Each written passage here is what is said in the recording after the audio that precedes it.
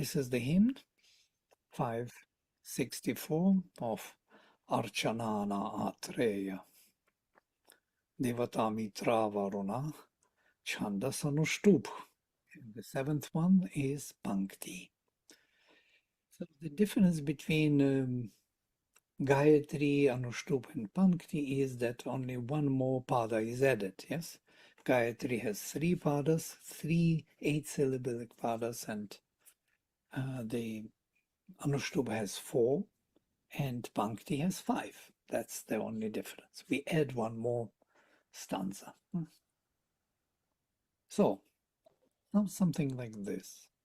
Varunam vo rishadasam richamitram havamahe parivrajeva bahvo jaganvansa suarnaram tabahava suchetuna prayantam asma archate shevam hi jariyam vam Vishvasokshaso joguve Yanunam ashiyam gatim mitrasya yayam patha Asya mitrasya asya priyasya sharmani ahimsanasya saschire Yuvabhyam mitra varuna upamam deyam richa Yadha kshaye maghonam stotrinam cha spurdhase ano mitra suditibhih varunascha sadhastha sue kshaye maghonam sakhinam cha vridhase yuvamno yeshu varuna Kshatram brihatcha bibhrithach uruno vaja sataye kritam raye suastaye uchantyam me yajata devakshatre rushadgavi sutam somam na hastibhih apadbhih dhavatam nara bibhrato archananasam.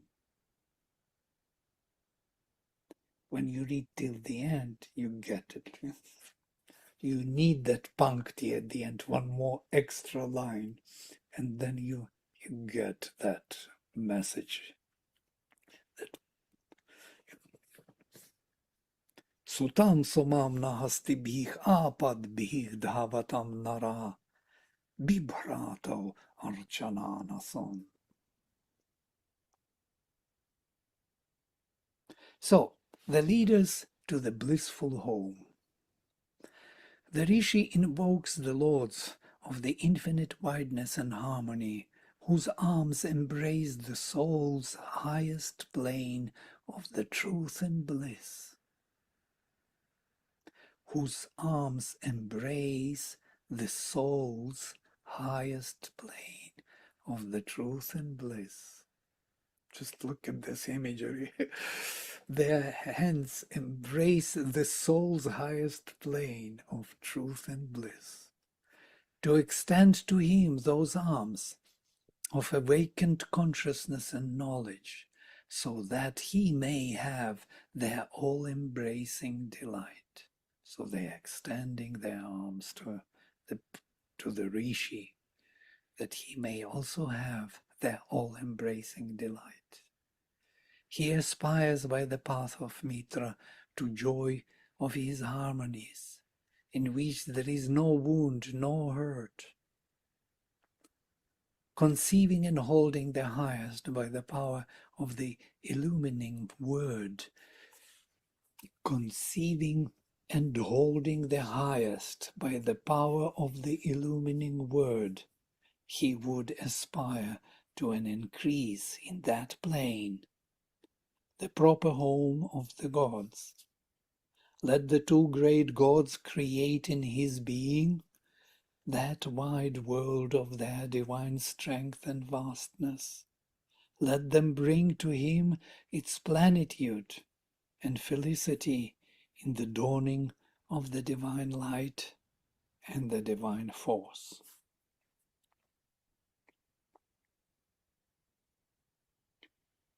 Today someone posted from the Live Divine, Sri Aurobindo's passage about the world, and I want just to get into it for a second, for this passage also to explain it, which is kind of interesting, which may give you a sense. I will read it to you. This is an important passage. It's from page 491 for those. Let me copy it here as an interpretation edit. Here it is. I copied it. Essence and phenomenon of the essence. Phenomenon of the essence. Notice. Interesting. Essence and phenomenon of the essence are complementary to each other.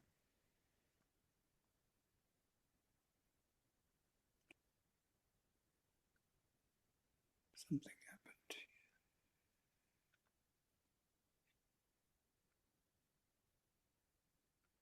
Let me open it because I don't see you for some reason. Now I see you. And to see your faces. Your surprising faces. Smiling and happy. Or serious. Essence and phenomena of the essence are complementary to each other, not contradictory.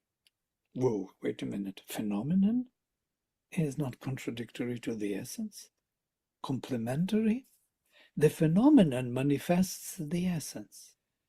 Everything in this life is a phenomenon manifesting the essence. The finite is a circumstance. The finite is the circumstance and not a contradiction of the infinite. The individual is a self-expression of the universal and the transcendental. Transcendent. It is not a contradiction or something quite other than it. It is the universal, concentrated, and selective. It is one with the transcendent in its essence of being and its essence of nature. The phenomenal existence outside is the result. It's a manifestation of the essence. It's not different from it. It's different when it operates as phenomenal, as if it is everything. When it is separated from the essence. But when it is not, it is just seen as actually manifestation of the divine. Why I'm saying this all here? Because this is the justification here. He justifies this very vision. The transformation of the nature, our nature as phenomenon, as manifestation of the essence, can be done. The truth, well, that those two godheads of the divine being and consciousness, whose arms embrace the soul's highest plane of truth and bliss, can extend and should extend to him those arms and awakened consciousness and knowledge, so that he, the phenomenon, the surface, the manifestation, may have their all-embracing delight. This is the justification of transformation. Now, the view, any other view, Mayavada, is that this world is totally separate, it's an illusion, it is by itself, it is mortal, it will be destroyed, there is nothing real here. It's not true. Yes, it is constantly transforming, it is constantly changing, but it is the manifestation of the essence, of the truth. And that's why truth may have access to it and may change it into a truer and truer world, in truer and truer manifestation. Even Kitty is happy. This Chewy is coming also to look into the screen. You see Chewy with Jane on the Even Chewie is manifestation of that essence. She heard us. She understood that there's something to be learned here, some opportunity to grow in You consciousness. scared her away. Oh, sorry. That's okay. But I had no idea what you were talking about at first. Yes. Chewie is a yes. We have few Chewies here ourselves. Yes, there are 6 new cats, beautiful like anything. They're running everywhere, biting everything, scratching everything. So, with this idea of that this world is manifestation of the essence of the true being, and because of that, and because it is in time and space and can be, how to say, bewildered by the ignorance. What is ignorance? Partial view on things. Yeah, it's a partial approach to the true life. That it is me and that is not me. This is what ignorance is. Yes? There's everywhere me, in essence, and in that sense, if that is established, that vision, then this separate me can change totally. Start living different life. Consciousness may change our view on ourselves first and then change the very way or the very substance of our living. So that is what is invoked by the Rishi. Varunam vo rishadasam richa mitram havamahe parivrajeva bahvo jaganvansa swarnaram. Varuna, destroyer of the foe, the destroyer of the enemies, because these enemies are the dividers. They are dasyus, from root das, to divide. They divide the oneness, the essence from us. We are divided from what we truly are. Our manifestation is taken separately from the essence. That's why they are the dveshas or dvish, they are haters, the enemies. They are the dasyus, danavas, all these words, yes? Daityas, Diti, Danava, Dasyo, all da, notice, dividing words. And Mitra we call to you by the word of illumination. Richa, Mitram Havamahe, such a direct diction by Rik, by the Rig Veda. The word of illumination, that is Rik. Their arms encompass the world of the power of light. Parivrajeva Bahavo Jaganvansa Suvarnaram. That's what Sri Aurobindo translates as the world of the power of light, Svar world, as it cast around the pans of the shining herds, Parivrajeva. This Vraja is the pans where the cows, the luminous herds of the sun, are hidden in the subconscious cave. Yeah? So they embrace as if the pan from all sides with their light and conscious hands. Yes, they embrace the world of the power of light. And there is a footnote here by Sri Aurobindo. Suvarnara, Svar is the solar world of the truth, and the herds are the rays of its solar illuminations. Therefore it is compared to the pans of these shining Vedic cattle. We call you Varuna. We call you Varuna as the destroyer of enemies. This is my interpretation. And Mitra by the luminous word. For they have gone around embracing with their hands the luminous world of power, as if around the cow pens where the light is hidden in the darkness. There is also Griffith's translation, you, foeman slaying Varuna and Mitra, we invoke with song, who, maybe it's another line, who, as with the penfold of your arms, encompass around the realm of light. He tries to follow the meter, that's why he has to kind of modify the translation a bit.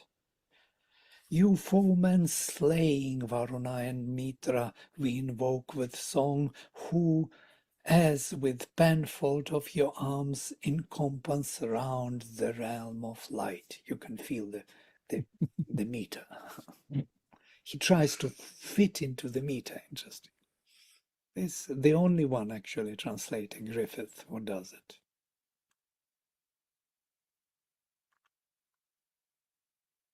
Tabhava suchetuna prayantam asma archate shevam hi jariyam vam vishvasukṣasu joguve. Stretch out your arms of awakened knowledge to the human being when he chants to you the illumining word. Your bliss, adorable, shall reach through all our earths, through all the levels of our existence. Vishvasukṣasu joguve. Interesting, there are footnotes here. Stretch out your arms of awakened knowledge, suchetuna, of your perfectly aware hands, arms. Sri Aurobindo gives the footnote. The epithet shows how entirely symbolic are the bodies and the members of the gods, as well as their other physical belongings, weapons, chariots, horses. Absolutely. How can you stretch your arms and embrace somebody there? That means it's a symbolic usage of the arms. By the way, our arms are also very symbolic. We are reaching out, if you think of it, what our arms are doing. Yes? We are reaching out, taking, giving, managing. Yeah, it's we are changing ourselves and environment around us. We are relating through these actions and activities with the arms. They are like the rays of light, reaching out to some otherness of self. They are also playing this symbolic role. And the number 3, all the planes of our being, of course, Vishvasukṣasu, through all the earths. Those far-reaching hands of yours, perfectly conscious, stretch forth for the one who flames in the prayer of aspiration, Archate, who is flamed in this luminous word of illumination. Your loving intimacy should constantly sound, echo and re-echo, vibrate, be present as active awareness on all the levels of our being. Shevam, blissful, Jariyam. I'm loving intimacy, I translate it. Vam, of you both. Vishvasukṣasu, on all the levels of existence of ourselves. Joguve. Interesting word, joguve. I hear jogu, praising is translated. Gu, gavate is to sound. But joguve is intensive. Intensive, the one who is constantly sounding and resounding. Yes. And that is what I'm translating here. Put in the echo and re-echo, vibrate, be present as active awareness, constantly in the unison with the highest Godheads. And you know that Mitra and Varuna, we spoke already about this. Varuna is the divine purity of the divine being, and Mitra is the luminosity of the divine consciousness. So you can imagine who these two godheads and what they can do to us. If their present loving intimacy should be constantly in unison, echoing and re-echoing and vibrating on all the levels of our awareness, of our being. So that means what? What does it really mean? Yeah? It means something great, fundamentally changing our life. That means that the essence is present in the phenomenon. It is present through its activity. It is vibrating on all the levels of phenomenon, on, on the level of manifested being, in the apara prakriti, in the lower nature. The higher nature vibrates. This is what it means.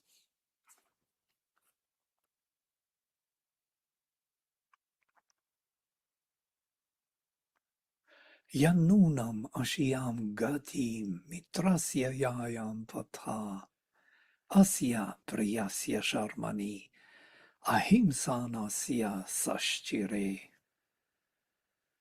May I go by the path of the friend.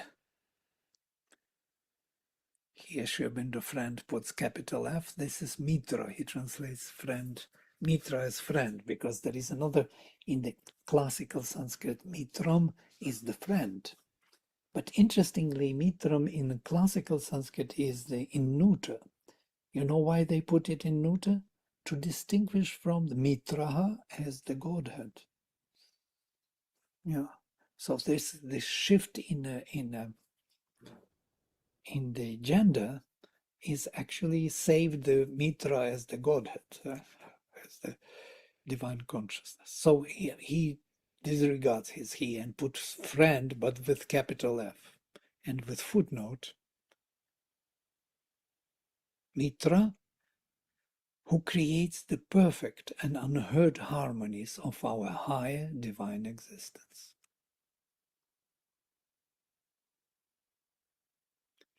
That even now I may attain to the goal. Again, footnote of my journey. Let me read the whole thing first. May I go by the path of the friend, that even now I may attain to the goal of my journey. So man cling firmly to the bliss of that beloved in whom there is no wounding. Ahimsa nasya sashchire. Ahimsa is the used word. Ahimsa is hurting, wounding, and ahimsa sana is the one who is not wounding, who is not creating, who is not hurting. That means harmonious. There is no deficiency anywhere. Everywhere it is fully and firmly occupied with this essential presence. This is what it means.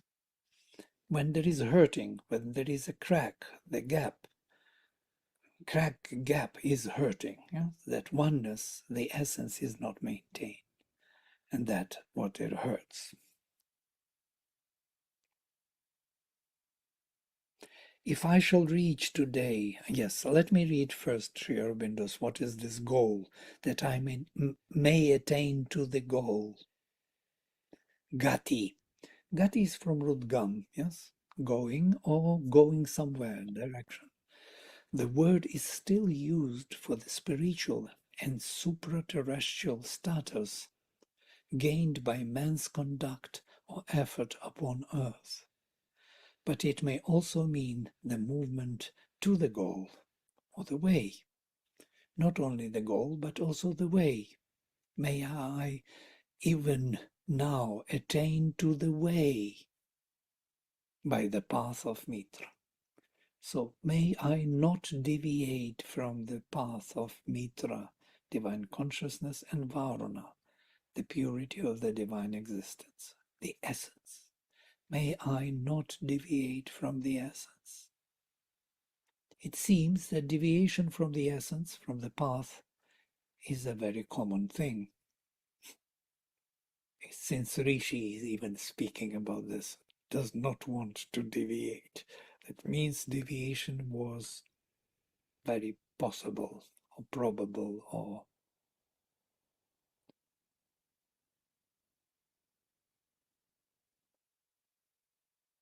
was experienced. And we know this deviation. Deviation is every day, all the time, day and night. And how not to deviate from this quintessential path of the truth. May we not deviate from the goal. So what is happening within this phenomenal nature, phenomenal existence, is something unique and interesting. Why do we deviate? Really, if we are nothing but manifestation of that essence, or as Sri Aurobindo says in the Life Divine,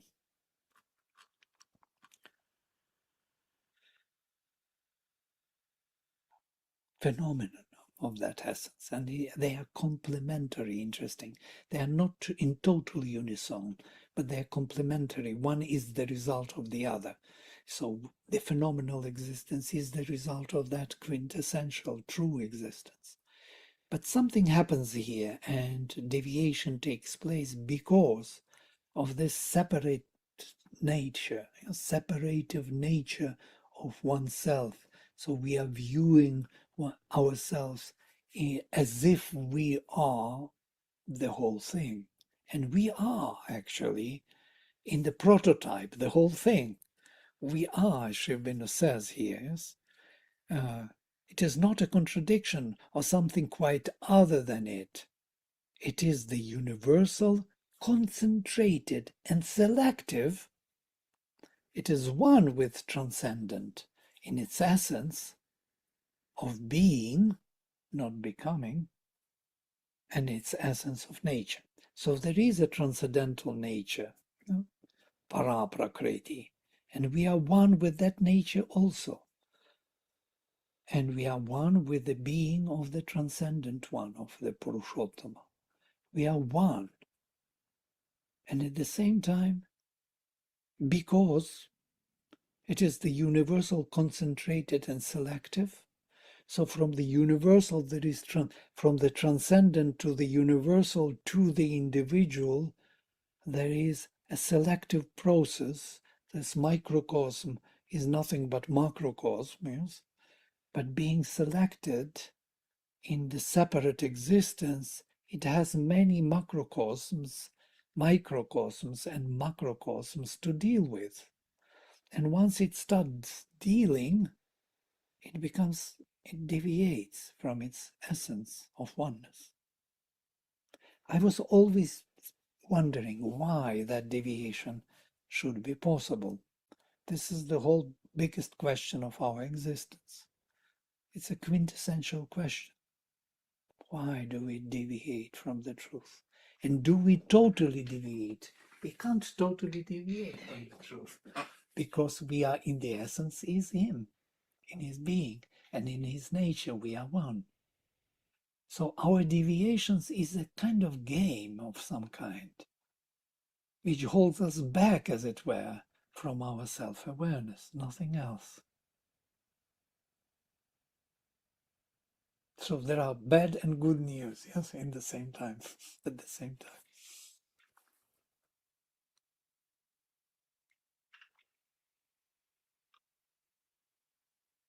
Any thoughts on this? There must be some thoughts.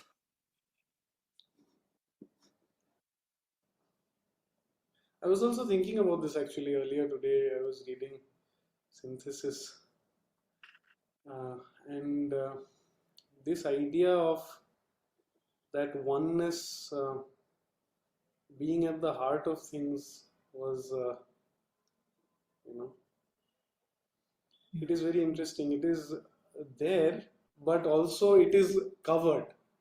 It is not really in its essence there. It is there, but it is veiled, and it is because the mother chooses to subject herself for us to all of these kind of assaults, that we have this field on which we can pick up that which is her nature lost and bring it back to the nature found. The play between the personal aspect of the mother and the impersonal sort of aspect of the mother. Yeah. It depends how we view. So if you view the whole manifestation as the phenomenal manifestation or projection of the essential being, of course, without him being, we have to really understand what being is. Yes, the being is the most fundamental reality. Without that beingness in us, there is no existence. Yeah, we are because there is a being there of him. We think that we can endure without his being. No, we can't. Because that very beingness is what carries us through everything, anything, through our deviations, through our, losses, death, birth. That's the being which carries us through. That's the oneness. It is quintessential to all.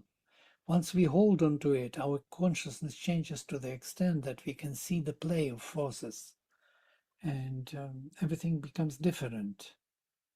And It's really even the becoming. deviations, I was thinking of that it is not actually really in that sense, if I have that view, any deviation whatsoever. Because if I look at myself in the parts that I have that are yet to be evolved, which is the higher faculties which are not yet present, well, it points to the fact that at some point it was present and then it receded. So, in a whole, from the Vedic rishis' supramental faculties, suddenly the whole of humanity deviated and lost everything and is trying to bring itself back up. So, if I look at the course of my own life, the deviation seems quite small and insignificant, and it seems almost the rule of nature's working. Yeah. Deviation or going down, kind of. Yes, because the oneness has to be brought to the very minute formations, phenomenological kind of phenomenal existence. So once it comes down to the very nitty-gritties, the oneness, the awareness of oneness is reconstructed, then the manifestation of the divine takes place. That means everybody understands that they are the divine and they have this play of forces. That's what it is. And not the play of forces and among different beings. Yes.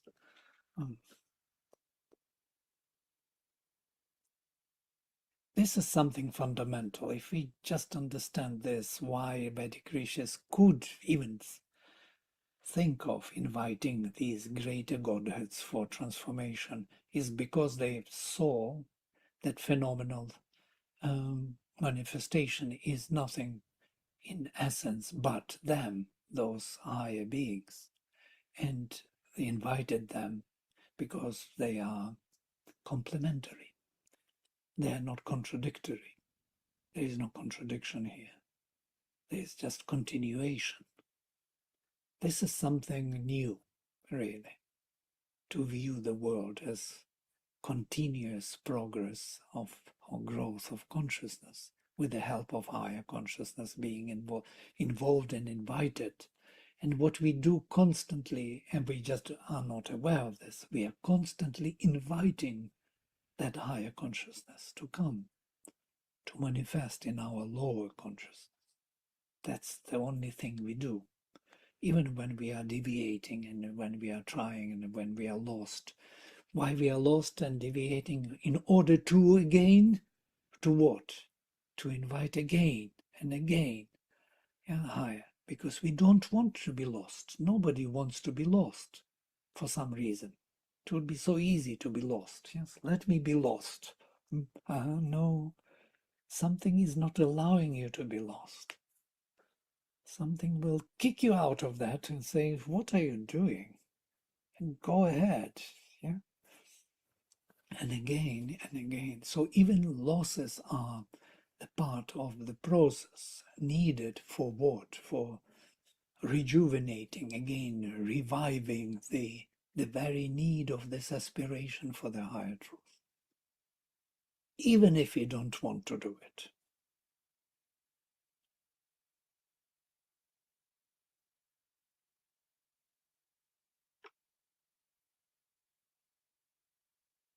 So if I shall reach today the goal, this is my old interpretation, then may I walk it by the path of Mitra. So interesting, I thought that time when I was translating, it's many years back, that I'm just following also literal, yes? Yanunam ashiyam gatim. When I get to that goal or to that path, mitrasyayam patha. May I walk by the path of Mitra, literally. Why that is important? Because you may go to the goal also by the path of Amitra, not Mitra. So all kind of turmoils and difficulties and falls and destructions, and you still are going to that path, to that goal. But to go by sunlit path, this is sunlit path. Mitrasya yayam patha. Mitrasya patha is by the path of Mitra, by the path of the sun. I think this is where Sri Aurobindo took it from the Veda, sunlit path into Savitri. And from there, Mother took it sunlit path, and there is sunlit path book. But what is sunlit path? Mitrasya patha, by the path of Mitra. Mitra is the sun god. Asya priyasya sharmani, in the safe place of this beloved, who does no harm. Ahimsanasya, men seek their refuge and oneness. Sashchire. Interesting, Sharmani. Sharman is the protection, also the blissful protection. Yeah. Priyasya Sharmani. Asya, by this beloved protection, in the protection of this beloved, of this one who does not cause any harm, any gap on the path is not created by him, no stumbling blocks. So such I gave here the root you can see for yourself, to be associated or united with.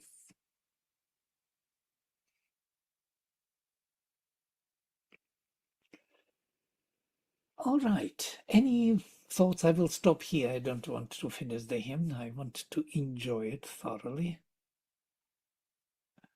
to get all the juice out of this. I know it is. I was a little bit driven away to Life Divine and philosophical questions today, less in the Rig Veda, but it is all related to the same story, how this can work on this. Yes, it's because they are connected, they are complementary. One is the phenomenon of the other. That's how and why this is possible. Yes, Soumya. Vladimir, you mentioned the world of Swara, the light, and that got me to think about the planes of consciousness. Sri Aurobindo talks about Bhuva, Swara, Maha, Tapa, Jana, and Satya, the 7 planes of consciousness.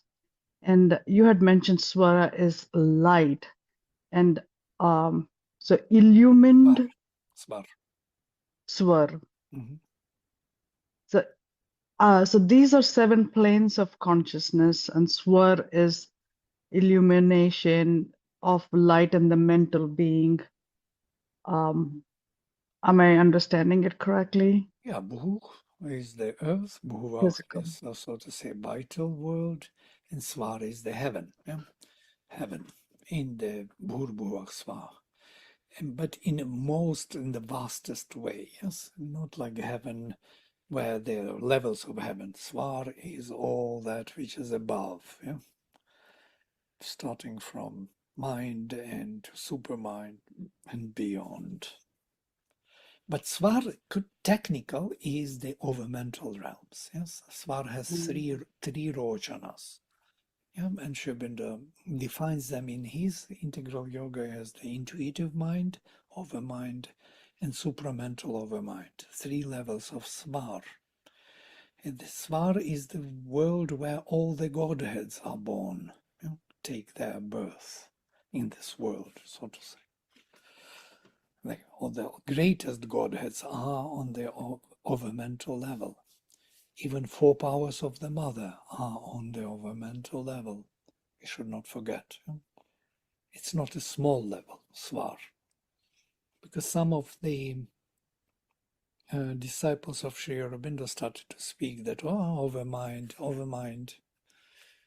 It's not supermind. Supermind is greater than overmind. Overmind cannot do much. Yeah, that's how they speak. No, overmind can do a lot.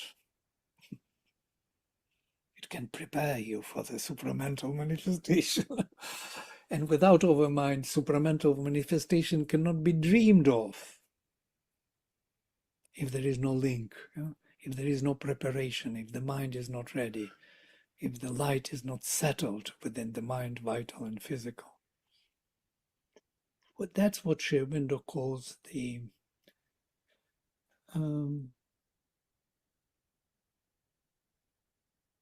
spiritual transformation. Yes?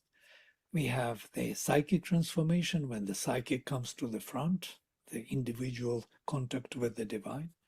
And then we have the universal, when the psychic grows into the universe and embraces the whole world. This is the universal realization of the divine, which he calls as spiritual transformation. And that is what the Vedas are doing here. They are inviting those universal powers to spiritualize our being, to prepare it for supramental transformation. Mm-hmm. It should make sense. Yes. We should make connection with the integral yoga. Yes, Soumya.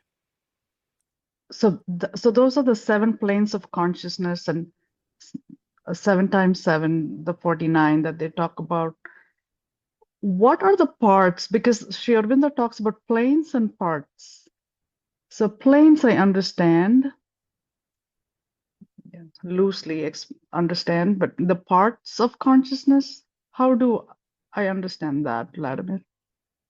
I do not know how you should understand that. The planes becomes very easy, at least, to understand the planes of consciousness. Parts of consciousness. Planes and parts, and actually there is planes of consciousness, planes and of consciousness and being, the levels of consciousness and being, another English word. So there are many ways of talking about this. And what you put as 7, it is already of later origin. Yes, it comes in the closer to post-Vedic period, closer to Puranas and Tantras. There you have it. Yes, these 7 defined like Svar, Mahar, and Janar Loka. And so this Satchitananda defined as it is, Satchitananda, Vijnana, Manas, Prana, and Annam, starting from Taittiriya. All these, they have a bit different names of 7 planes. So 7 times 7 Sri Aurobindo mentions in the Veda that it is much more complex view, yes, and very difficult for us to follow. Because on every level of the being, and that's what it is phenomenal of this essential manifestation, on every level of the being there are 7 planes imprinted. It's a holographic picture, yes? every drop has the whole ocean, and the ocean has the drop. Yeah? And in that sense, our mind is kind of bewildered. How is that even possible? This physical atom has all 7 levels of consciousness within the physicality. And every other level of consciousness to the highest has all 7 within them. Yeah? The highest has all physicality in it also. So we spoke about this when we looked into the supermind, the triple supermind, yes? Oneness, many in one and many, one in many and many. And this oneness, many in one and many, is 3 levels of how he manifests the essential being through phenomenal manifestation. We come to the many, and these many are embodying the one. Everyone embodies the one. Yeah? But with its self-awareness, it starts viewing itself as if it is not embodying the one, if it is separate one from everyone else.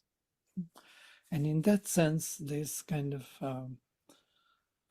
difficulty to see 7 on every level. It is much easier to see 3 times 3. That's what we were looking into. You remember 3 times 3? 3 levels, three earths, 3 vital worlds, 3 minds, because they also correspond to chakras in a way, because these are levels of consciousness in the universe and in the body. We embody the same universe holographically. Yeah? There are 9 chakras within the body up to here. Yes? Sahasrara, Ajna, Vishuddha, 3 mental worlds, 3 vital worlds, Anahata, Manipura, Swadhisthana. This is mental torso, where the whole cooking business is taking place, where we are cooking our food. And we have 3 lower chakras, Muladhara, and 2 below Muladhara, as Mother says. One on the level of the knees and other below our feet, which are never addressed because are impossible to deal with. The consciousness is so dense there, so narrow, that nobody enters into that awareness of those chakras as if they don't exist. But we know they exist. You know, when first you start having pain in your knees, you know that there's something going on. You can't walk, or your feet is the last bit of it. Yeah, the physical, so to say. Physical, vital, physical, mental, physical. 3 physicalities, the same 3 vitalities. Yeah, we have physical, vital, mental, vital, 3 chakras. Then we have 3 mental, physical mental, vital mental, and mental mental. 3 times 3, Navagvarishis. And there are 3 chakras above. This is the Swar world. Yeah? The intuitive mind, overmind, and supramental overmind chakra for every individual, which we are absolutely not aware of, unless we open up to the higher realms and start receiving from those realms Mitra and Varuna. Then our Sahasrara opens up like the crown, and we will start feeling the presence and descent of those Godheads who come with the descent of the Mother's force. She brings them in, and they act upon our consciousness and being, changing it into what is to be changed. Yes, Amalan, sorry, took so long for me to finish this. No, I had a follow-up thought to what Soumya was saying actually about the planes of consciousness, the 7 into 7. In fact, I was thinking about this earlier today only, interestingly, and I was racking my brain about how these 7 could be positioned. So I thought that the top 3, Sri Aurobindo says, Trim Saptani Paramam Padani Matu, the thrice 7 supreme planes. So Satchidananda into 7, that is 21. Then he talks about the vast, where he speaks of the 7 planes of the supermind. Then he speaks in the mental of the 7 suns. of the supermind which appear in the mentality as suns. They appear, and of course the 7 jewel centers of life and the 7 peaks. So on the scheme that you were discussing, I was thinking on the lower triple world of our scheme, if the jeweled centers, 7 centers, are the chakras overlapping in this manner, then I could see, in fact, that the 7 peaks could range all the way up to the physical mind. The physical mind encompasses the last realm where the physical peak reaches. And the 7 suns of the supermind could be those three rochanas, the 3 triple mind here, and the heart, sort of the mind enmeshed in life here in matter. So I was just thinking of this earlier today with, I don't know, for some unrelated thought, and it came up, so I thought I'd sort of share this. Wonderful. These are good thoughts, great thoughts. I thought about this all my life also, and I had my own kind of approach to it. And I even framed it. So we have 7 transcendental worlds. Yes, we have Sat, Chit, Tapas, Ananda, and triple supermind, Daksha, Amsha, and Surya. So we have Varuna, Mitra, Yaman, Bhaga, Daksha, Amsha, and Surya, 7 suns. These 7 suns actually manifest everything in time and space. They are being replicated. Yes, they're being, consciousness, power, bliss, truth, uniting all, truth, one in many, many in one, and truth in many. If you take these 7 and see on every level, you will see all of them present. Yes, these transcendental 7 suns on physical, and in between the worlds, in between these 7, you will see 7. Because it's nothing but really a holographic picture. Yeah, every bit reflects the whole world. Otherwise, it cannot come into existence. It seems nothing could exist if it is not all, and that is the beingness, that very quintessential being in all. Yeah, which is hidden from the superficial surface consciousness, which looks at oneself as if one is separate. One is holographic, one is not separate.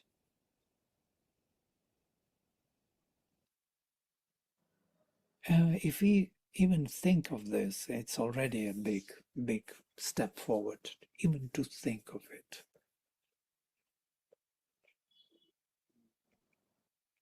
Great. Any other thought? No? Deepti, how are you there? Thinking something. Lost. Lost in It was thought? beautiful, actually, because I got stuck somewhere earlier. On what? Harmony and deviation. And when you mentioned harmony, and there were these words of unhurting, and no, the whole picture somehow, my essence could feel that, but I'm not able to voice it. And then immediately the scientific interpretation came into picture. And this is like, we have the gases, solids, and liquids. Each realm has its own law. The solids behave like solids because of certain laws. The liquids behave like liquids because of certain laws. But if you look at it, each one can move to the other in the physical realm itself. So in harmony, if you look at all the different realms, each one might be having a law, its own energies, its own vibrations.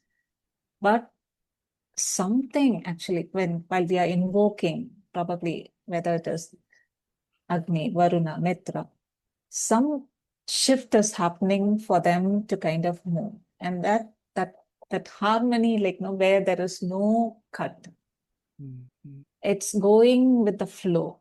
That was coming into the picture. And when things are not aligned, then that harmony is lost. And that's where we feel that pain of that something not in that, the flow of things. And then deviation in that case, what is that deviation? It is not doing the work it is supposed to do, probably. Then I was thinking, like, for example, the mind, when we say daydreaming, and some kind of enjoyment that we have, but we are daydreaming. The mind has its own work, but it's not doing that work it's supposed to do of organizing. It's taking over the vital function. And you call it a pleasure. So all that is that deviation. And then the harmony goes away. So I don't know, the whole thing was like, coming into place, but I'm not able to put it in proper. Wonderful. You put it wonderfully. Very intuitive thought. If you look at these 5 elements, for example, which you mentioned, solid, liquid, and overlay on these 7 suns, you will see immediately the principles which are actually embodied in this. Yes, the solid is separate from the solid, other solid. Yeah, solids are always separate. Separation in the highest degree is taking place in solids. But liquid is not totally separated. There is something else going on. Many in one and one in many. As there's some, connectivity. That's why the water connects all in one. All the solids are dissolved through water and again solidified and again dissolved and again. And this fluidity of the substance which has no form yet. That's why it was chosen as a major substance of the ocean, or the original superconscient ocean from which all solids and beings came into solid form. So you see this already of the second principle. Then you come to the principle of energy, which has no yet substance even. It's a power which is actually in the working of creating that, substance which will become solidified. So many in one and many in one in many is to be created by some kind of energy, which is common to all, it seems. There is the law of preservation of energy, which is the most frustrating and most puzzling law in the universe, that energy is never lost, it seems. It's always changing its form. It seems that an energy and the being, consciousness, energy, and being are never lost. The rest is changing. The liquidity goes and comes, the separateness breaks through liquidity to some other separateness, solidity. So you see that the whole 7 suns actually act. They have their place. Interestingly. And then there is the touch, and there is the even beyond. Yeah? So you will see this workings of the principles of consciousness power works in this way, which is creating this world which reflects the phenomena of that essence. Yes, Yeah. Anna? That phenomenon and the sense of the phenomenon which you started with, this became clear now in the lines. Yep. I just wanted to say what Deepti said was so beautiful, so revelatory. Sri Aurobindo keeps using this word sublimate, our part, sublimation. Actually, in science, it means conversion from solid to gas directly. And like Deepti was saying, I wonder what do you do something? It's actually just fire. Heat melts solid into liquid, and further heat then evaporates it into gas. And it's very interesting that this heat is sort of making our parts from solid to fluid and sublimating all of our beings, so that immediately kind of connected. So thank you, Deepti, for that wonderful thought.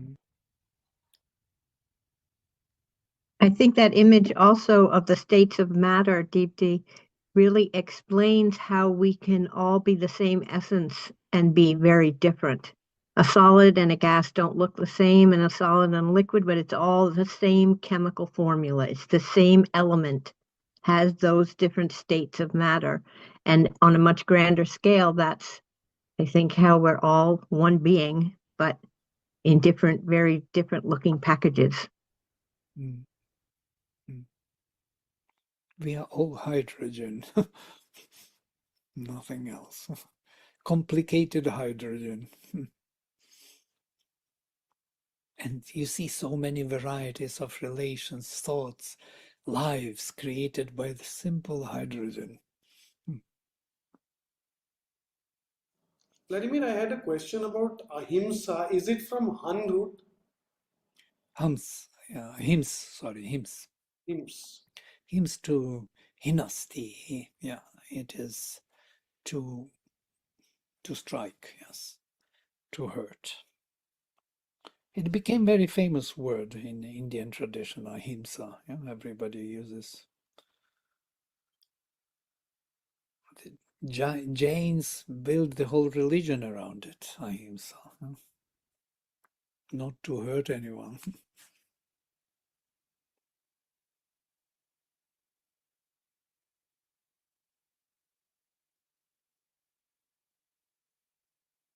It's very beautiful if it is in awareness, in consciousness, not to hurt anyone in this sense.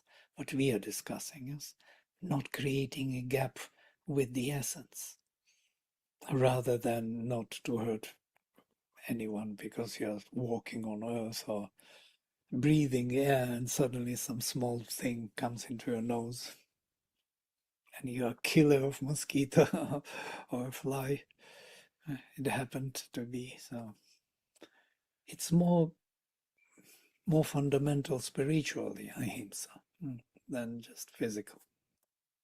Physical also, yes. It's a, again, phenomenon, phenomenon of ahimsa, yes. Yeah, I love this quote because it actually explains to me how this is possible to invoke the higher powers, that they can come and work here and make changes, yes, make adjustments to the higher essence, because they are complementary. That's what it is. They are not contradictory. One is the prolongation of the other. One is phenomenon of the other. So phenomenon can change. The essence can help to change phenomenon into the prototype of the essence. That's the whole point of the sacrifice. That's what is happening in the Veda. That's the real sacrifice. The rest is just symbols. Again, phenomena. Symbolic phenomena. Okay, I will stop here. Some kind of carried away a bit. Vladimir, I had just one more thought. When we talked about discover, I almost feel like there are two elements, and there's one part where we discover the divinity within us, and also there is a recover. So there is a discover and recover, both are happening at the same time. Because something in me always knows, so I just have to almost reignite that. And then there's the few aha moments where I'm discovering. So both are happening in tandem. Just something that came to me. Maybe it is talked in the Vedas. What you say is also very, yes, it's English, but it's good English for us, yes, spiritual English. Discover and recover. Recover means that actually every discovery is a recovery, as you understand, yes. It can't be a discovery, though it can be discovery, sorry. Recovery in a sense that you will recover that what you are in your essence, yes. But discover is something which you are not in your nature. So there will be some change in nature which will become discovery, not recovery. I'm taking discovery as something new, and recovery is something which was already there. Mhm. So to discover, you have to make it, to build it. You cannot discover something which is hiding from you. Yes, you are making it, and that's how you discover it. You discover the possibilities of new life, of new capacity in the separated being of that essence. Yes, that is the discovery. Recovery, you recover your quintessential essence. Yeah? Discovery, building up the capacity, new capacity.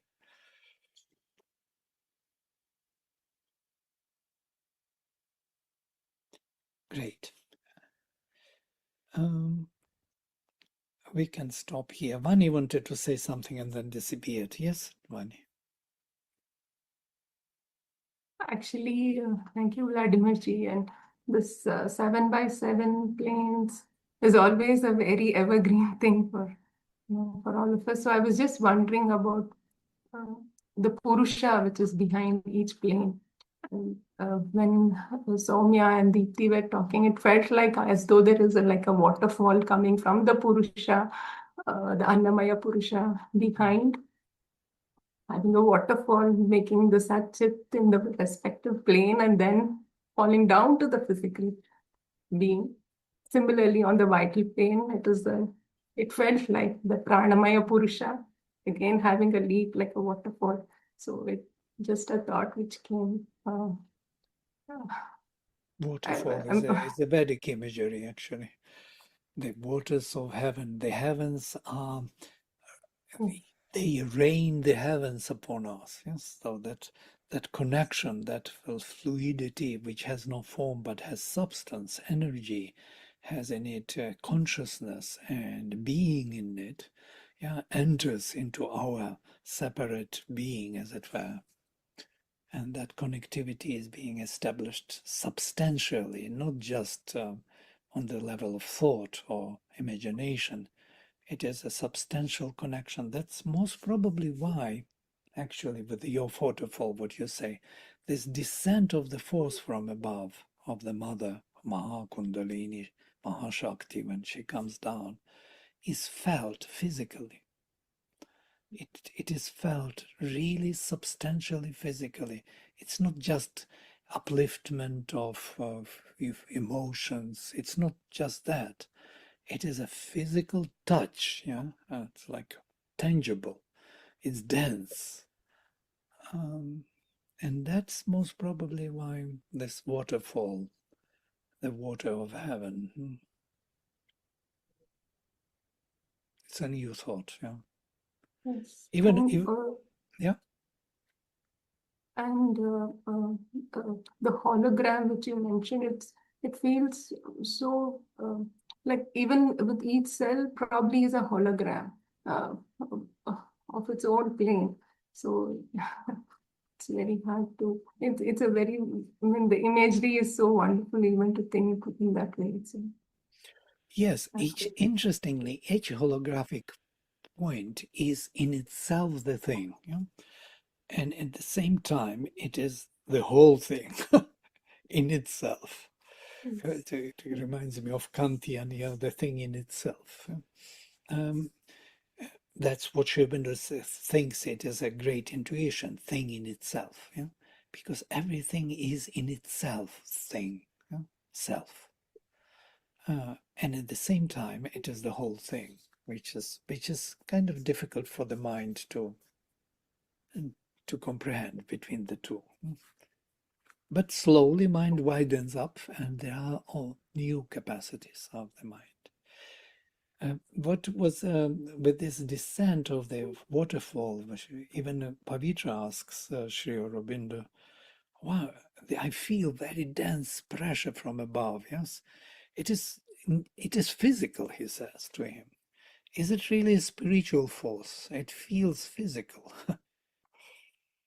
Sri Aurobindo says, don't worry, it is a spiritual force. Because he feels physical. He thought that, spiritual realization has to be non-physical.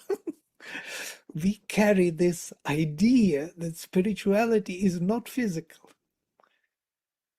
And we are so misled by the separation of the spirit and matter. And here, Sri Aurobindo and the Veda reconnect that finally, yeah, that it is a phenomenon of the essence, nothing else. It's a manifestation of the essence. Of course they are connected. Of course physical will feel physically the presence and the pressure of the spiritual. Vladimir, one last thing, because what Vani mentioned just gave me an idea. In the last session, I was just listening to the video. Selvi had put across a question about the flood, Noah's Ark, and all that. Suddenly, I was feeling if the flood itself is that delight, it's the waters, it's coming, and Overwhelming delight, removing overwhelming everyone. delight, and your boat, that you have to have that capacity to hold it. And something about, I don't know, Selby, is it right? Like Jesus sent his disciples in pairs, actually. So this pair thing, something about that. I don't know, but it's all seems to be a symbolic, very beautiful. Something is there in that. Yeah, it is from the Old Testament. Yes, that's Jesus came later, New Testament. Yes, Selby can say a few words if you want, Selby. No, I'm just absorbing what Deepti said. I mean, yeah, the flood is in the Old Testament, but yes, Jesus did send them out two by two. I'm not sure the connection that you're making between the two, Deepti. Yeah, it's something about when he chose all the animals and all in pairs, Oh, the divine, duality. God. Oh, Yes. the 2 by 2 into the 2 by ark and the 2 by 2 into the going out disciples. Ah, very yeah. interesting. Yeah. Okay. Very interesting. I'll have to. And he building the ark itself. I mean, it's the container's capacity to hold that flood. It's that this container's capacity to hold whatever's, the Yeah. delight. We have this in the Vedas also, the boat which is crossing the ocean, and the Ashwins save Bhuju who drowned in the ocean. They come with the boat and they save him and draw him up to the boat, and then they carry him over. So one can be also drowning in that flood. So not to drown in it, one has to have some boat to cross over the waters. In both the Old Testament in Ezekiel and in the New Testament in Revelation, the vision of heaven involves a flood and a river. Yeah, the water is the most universal symbol in all this archetypal thinking. Water, the ocean, the Vedic ocean, the superconscient and inconscient ocean. There was one ocean, and then it was split into two, the upper and the lower. And the space in between became the space for manifestation. So we are kind of smashed within the waters, higher waters and lower waters, waters of superconscient and inconscient ocean. Yeah? These are the two infinities within which there is this manifestation. If you read the account in Genesis, the first account of creation really carefully, in the second day, God created the sky by separating the upper waters from the lower waters. Yeah, the same in the Veda. They pulled the strings, and the strings separated the upper and lower ocean. They, who are they? Those first, gods and the rishis and whoever was there, the powers, they did it. Great. Wonderful. Thank you all for today's discussion. And there are many thoughts, really. Om Sarve Bhavanto Sukhinaha Sarve Santo Niramayaha Sarve Bhadrani Pashyantu Ma Kaschit Dukkha Bhag Bhavet. Om Shanti Shanti Shanti. Hari Om. Thank you, Vladimir.